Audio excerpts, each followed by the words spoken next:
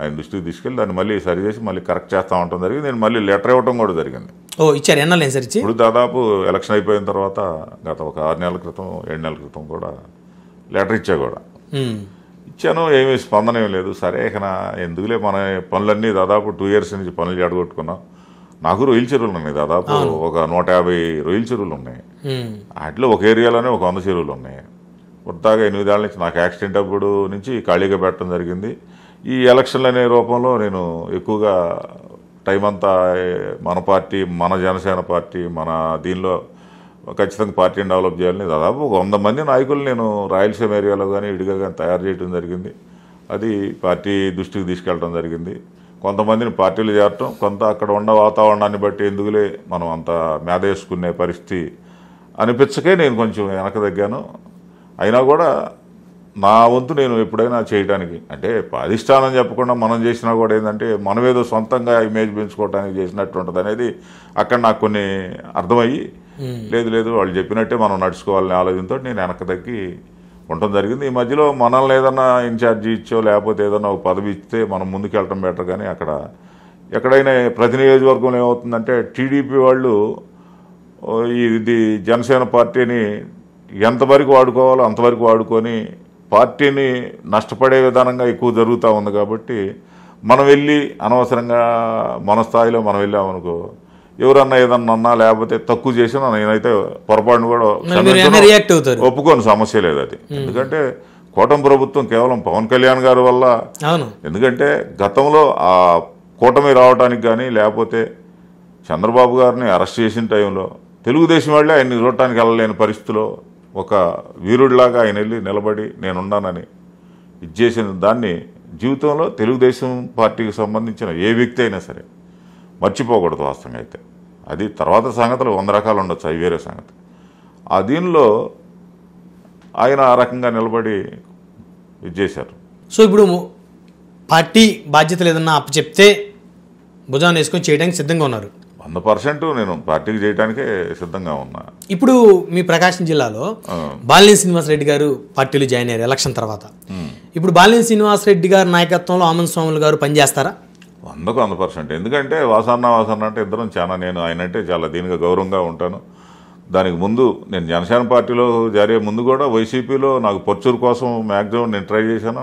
ఆయనంతా ఆయన నాకు ఖచ్చితంగా దానిలో హెల్ప్ చేశారు. కొన్ని కారణాల వల్ల అది లాస్ట్లో నాకు రాకుండా పోయింది. సరే ఏమన్నా కానీ మనకు దేనికి అనవసరం, మన పార్టీ మనకు ఉందలేని ఆలోచనతో పవన్ కళ్యాణ్ గారు పార్టీలో జనసేన పార్టీలో చేరటం జరిగింది. బాసు గారు అంటే నాకు మంచి అభిప్రాయం ఉంది, నేనన్నా కూడా ఆయనకు మంచి సదాభిప్రాయం తప్పితే ఇంకో రకంగా అది. ఎందుకంటే నేను నాలాంటి ఓపెన్గా మాట్లాడి ఓపెన్గా ఉండటం కొంతమందికి నచ్చుద్ది, అందుట్లో ఆయనకు బాగా నేనంటే నచ్చుద్ది, దాంట్లో ఎలాంటి ఇబ్బంది ఉండదు. సో ఆయన నాయకత్వంలో మీరు పనిచేయడానికి సిద్ధంగానే ఉన్నారు?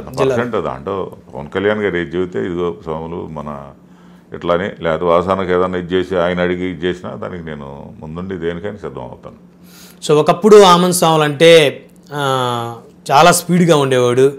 సో ఇప్పుడు నిజంగా చాలా ఆచి తూచి మాట్లాడుతున్నాడు. ఏంటి ఇంత మార్పు అయింది సార్? అంటే ఏదో సామెత ఉంటుంది కదా, క్షవరం అయితే కానీ వివరం తెలియదని. సో రాజకీయాల్లో మీకు జరిగింది ఈ ఎపిసోడ్ ఎన్నికలకి ముందు, ఎన్నికలు అయ్యాక ఒక 6 నెలలు ఈ మధ్యకాలంలో.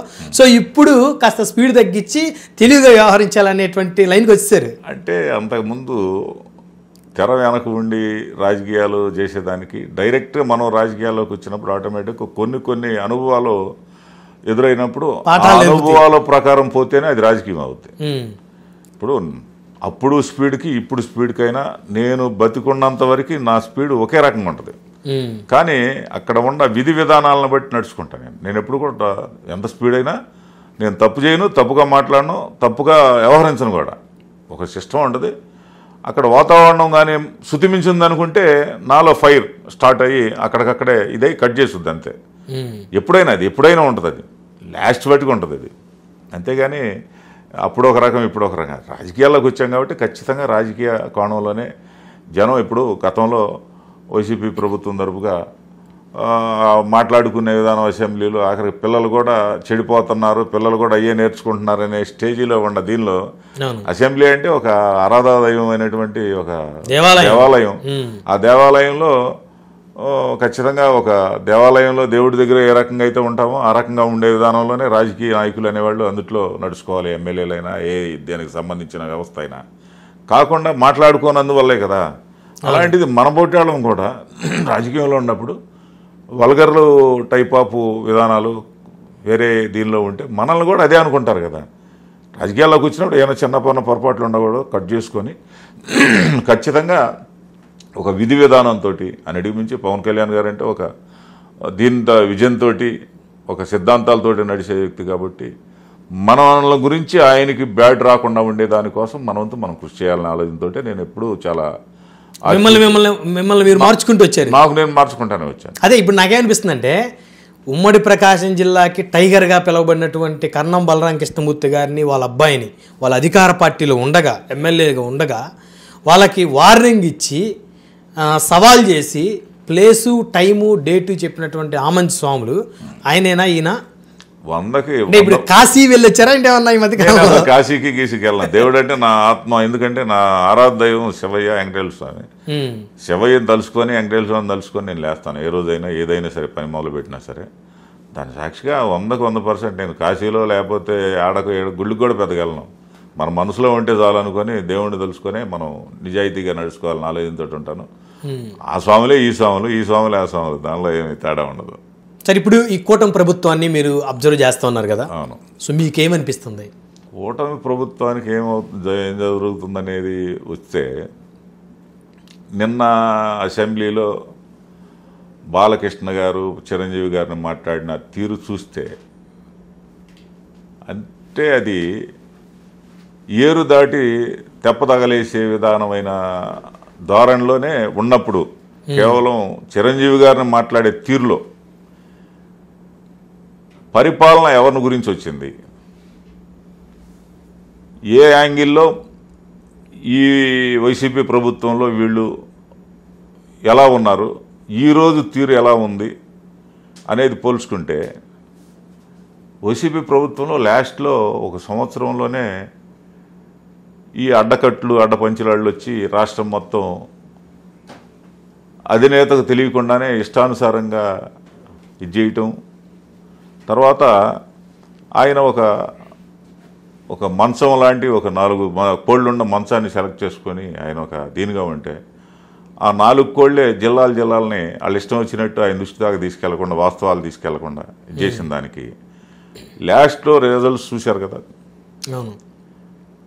అది బిగినింగ్ డే నుంచి తెలుగుదేశంలో కొంత స్టార్ట్ చేసి పవన్ కళ్యాణ్ గారి ఆశయాలు పవన్ కళ్యాణ్ గారి విధి విధానాలకి విరుద్ధమైన విధానాల్లో కొంతమంది చేస్తున్నారనేది జనంలో ఆల్రెడీ వచ్చేసింది. అది వచ్చేసింది. ఒక యాంటీ విధానాలతో ఒక మైనింగ్ విధానాలు అవ్వచ్చు, లేకపోతే శాండ్ విధానాలు అవ్వచ్చు, క్వార్జీ గురించి అవ్వచ్చు, గ్రానైట్ గురించి అవ్వచ్చు, లేకపోతే ఇంకా ఏమన్నా కొన్ని ఇటుకి సంబంధించినవి విచ్చలవిడిగా బయటపడి వ్యవహరించే తీరు అది జనంలో అది అసంతృప్తిగా చెప్పుకుంటున్నారు. నేను కాదు, అది జనం చెప్పుకునే పరిస్థితి.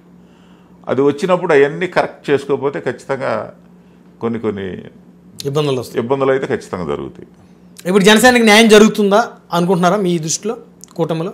ఇది జరగకపోతే జనసేనకి ఏం కాదు, కానీ రాబోయే రోజుల్లో ఖచ్చితంగా టీడీపీకి నష్టం జరుగుద్ది. ఇది ఎందుకంటే దీన్ని ఒక గాజు పాత్రలాగా జాగ్రత్తగా ఆచితూచి ఒకళ్ళకొకళ్ళు జనసేనకి టీడీపీ ఎత్తుబెట్టడం, లేకపోతే బీజేపీకి ఎత్తుబెట్టడం ఇలాంటివి లేకుండా ఎవరు గౌరవాన్ని వాళ్ళు సమానంగా పంచుకుంటా జనసేన పార్టీ వాళ్ళని ఒక పావుల్లాగానో కరేపాకులోగానో వాడుకోకుండా ఒక సరైన ఇప్పుడు ప్రభుత్వంలో ఒక పదవులు ఉంటాయి. తెలుగుదేశంలో ఉండే వాళ్ళకి ఏమన్నా సాగుబడి అయిన పదవులను వీళ్ళకేమన్నా పాకి పదవుల్లాగా చేస్తే అది ఒకవేళ మా అధినేత కొంత ఓర్చుకున్నా నాయకుల్లో మార్పు వస్తే గ్రౌండ్ స్థాయిలో 100% రాబోయే రోజుల్లో దెబ్బ తగలేదానికి ఆస్కారం ఉంటుంది. తీరు మార్చుకోపోతే ఎందుకంటే రాజ్యాధికార ఫలాలు అందరూ సమానంగా పంచుకోవాలి కదా. ఖచ్చితంగా ఉండాలి. అది ఒకళ్ళే తింటామంటే కుదరదు కదా. అవును. ఒక్కొక్క ఏరియాలో ఒక్కొక్క ఎమ్మెల్యే వాళ్ళ ఇష్టానుసారంగా చేసుకుంటా ఎల్లూరినే పిల్లకాయలని జనసేన పార్టీలో ఉన్న వాళ్ళని అడ్డం పెట్టుకొని నా బోటి వాళ్ళని కొంచెం వస్తే విమర్శిస్తాడు, లేకపోతే ఒప్పుకోడు అనే దీనిలో ఏదో ఒక సొంత వ్యవహారాలతోటి పోయినా ఎవరు బలం వాళ్ళకు ఉంటుంది, ఎవరి వ్యూహం వాళ్ళకు ఉంటుందిగా. ఇలా తాత్కాలికంగా ఎవరో వస్తుంటారు, ఏదో చేస్తుంటారు. స్థానికంగా ఉండేవాళ్ళ బలం, స్థానికంగా ఉండేవాళ్ళ విధానాలు వాళ్ళకు ఉంటాయి కదా. వాళ్ళ వర్గం వాళ్ళకు ఉంటుంది, వాళ్ళ బలం వాళ్ళకు ఉంటుంది, అంతే కదా. అలాంటి కొంచెం జాగ్రత్తగా వెళ్తే బాగుంటుంది. సార్ మొన్న చూశారు కదా మీరు అసెంబ్లీలో బాలకృష్ణ గారు చిరంజీవి గారి గురించి మాట్లాడటం, చిరంజీవి గారు 5-6 గంటల లోపే ఒక లెటర్ రిలీజ్ చేయటం, మీకేమనిపించింది? అదే ఇందాక చెప్పాను కదా, అవసరం తిరిగిన తర్వాత నది తెప్పదాటి నావని తెప్పని తగలేయటం అంటారు, నది దాటి. ఆ రకమైన దీనిగా ఈరోజు చిరంజీవి గారు అంటే ఒక మంచి వ్యక్తి, ఎవరిని దూషించడు, ఎవరిని పొరపాటును కూడా విమర్శించిన వ్యక్తి చిరంజీవి గారు. ఆయన ఆడ కారణం ఏమి లేదు. గతంలో వైసీపీ ప్రభుత్వంలో జగన్మోహన్ రెడ్డి గారికి దగ్గరికి వెళ్ళినప్పుడు కూడా మహేష్ గారిని అవ్వచ్చు, ప్రభాస్ గారిని అవ్వచ్చు, రాజమౌళి గారిని అవ్వచ్చు, ఇంకా నారాయణమూర్తి గారిని అవ్వచ్చు, మొత్తాన్ని తీసుకెళ్ళి పరిశ్రమ మారిన తర్వాత దాన్ని ఎట్టి పరిస్థితుల్లో దాన్ని మళ్ళీ ఎలా డెవలప్ చేసుకోవాలి ఏందనే అంశాల మీద ఆయనంతా ఆయన చాలా గొప్పగా హుందాతనంగా వ్యవహరించి పరిశ్రమ కోసం చేస్తే ఈయనకు ఫోన్ చేస్తే ఏ కోవలో ఉన్నాడో ఏ లోకంలో ఉన్నాడో తెలియక ఫోను రెస్పాన్స్ లేకుండా లెటర్లో. అలాంటిది ఈయన మాట్లాడే స్టేజ్ అంటే ఇలా మెగా ఫ్యామిలీకి సంబంధించి రాష్ట్రంలో కులం తరపున 100% సపోర్టు ఉండేది.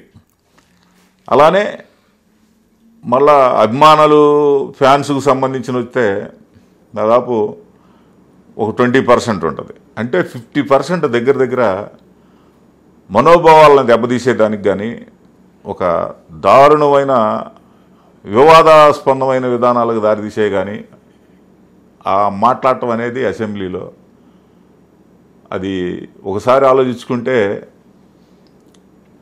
గతంలో వంగవీటి మోహన్ రంగా గారి విషయంలో ఆయన సీఎం అవుతాడనే ఆలోచనతోటే కదా, రాజకీయ కుట్రతోటే కదా మటర్ జరిగింది ఆయన్ని. అలాంటిది పచ్చగడ్డేస్తే బొగ్గుమనే పరిస్థితిలో ఇలా పవన్ కళ్యాణ్ గారి కోసం, ఆయన రాజకీయ భవిష్యత్తు కోసం సామాజిక వర్గం అంతా, ఎంత సామాజిక వర్గం అంతా కూడా ఆయన వెంట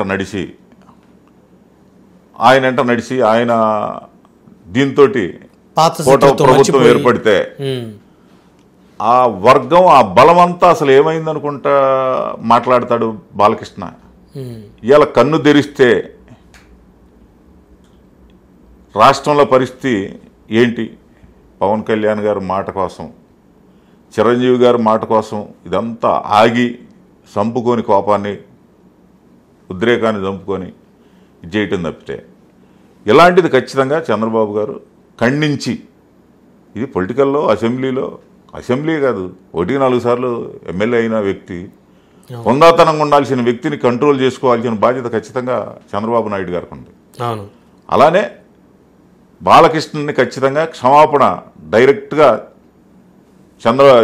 చిరంజీవి గారికి క్షమాపణ చెప్పించాల్సింది పవన్ కళ్యాణ్ గారి సమక్షంలో చేస్తేనే రాష్ట్రంలో మళ్ళీ కూడా ఒక ప్రశాంతమైన వాతావరణం, ప్రశాంతంగా మళ్ళీ జరిగిన దాన్ని పర్లేదులే కూటమిగా చేరిన దానికి చంద్రబాబు గారు ఖచ్చితంగా న్యాయం చేశారనే విధానం వచ్చుద్ది తప్పితే, లేకపోతే అది ఖచ్చితంగా అది చాలా దారుణమైన పరిస్థితిలోకి వెళ్ళే పరిస్థితి కూడా ఉంటుంది అలాంటిది జరగటం. అంటే మీరు చెప్పింది బాగానే ఉంది, కానీ బాలకృష్ణ గారు క్షమాపణ చెప్పడం అంటే బహుశా అది జరిగే పరిస్థితి కాదు. జరగకపోతే ఏముంటుంది? అది ఇప్పుడేం చిరంజీవి గారు విమర్శించితే కాదు కదా ఆయన విమర్శించింది. ఏ కారణంగా ఏ మైండ్లో ఉండి ఏం మాట్లాడాడో తెలియని దీనిలో మాట్లాడటం ఏంటది?